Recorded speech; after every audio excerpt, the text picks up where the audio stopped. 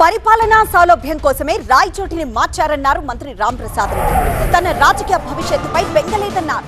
ప్రస్తుతానికి రాయచోటి ప్రజలకు క్షమాపణలు చెప్తున్నానని, ఏడాదిలోగా అభివృద్ధి చేసి చూపిస్తానన్నారు. ఆయన ఇంకేమన్నారో మా అసోసియేట్ ఎడిటర్ ఈశ్వర్ అందిస్తారు.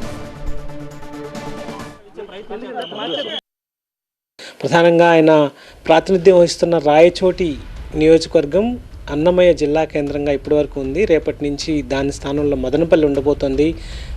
ఆయన మదనానికి కారణం ఆయన ప్రాతినిధ్యం వహిస్తున్న రాయచోటిని జిల్లా కేంద్రంగా మార్చడమే ప్రస్తుతం అంతా అన్నారు. సార్, ప్రధానంగా చాలా భావోద్వేగానికి గురయ్యారు. ఈ నిర్ణయం తీసుకునేటప్పుడు ఎలా అనిపించింది మీకు? ఈ నిర్ణయం మీకు తెలిసినప్పుడు?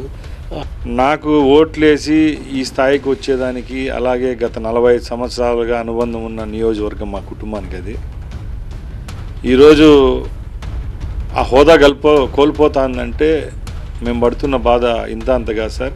నేను ఏ పరిస్థితిలో ఈ నిర్ణయం తీసుకున్నానో నీకు తెలుసు.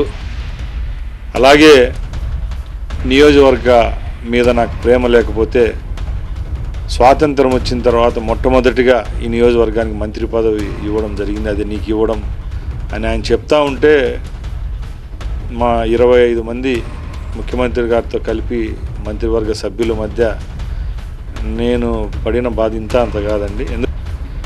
ఎవరైతే కోడూరు నియోజకవర్గం వాళ్ళు మాకు తిరుపతిలో కలపండి కానీ మేము రాయచోటికి రాలేము అని చెప్పడం చాలా బాధనేసింది. అలాగే రాజంపేట వాళ్ళు మా పాత జిల్లా అయిన కడపలో కలపండి కానీ అన్నమయ్యలో కలపద్దనడం, ఈ 2 కారణాల వల్లే మాకు ఇది పాజిటివ్గా రాలేదని నేను అనుకుంటున్నా సార్.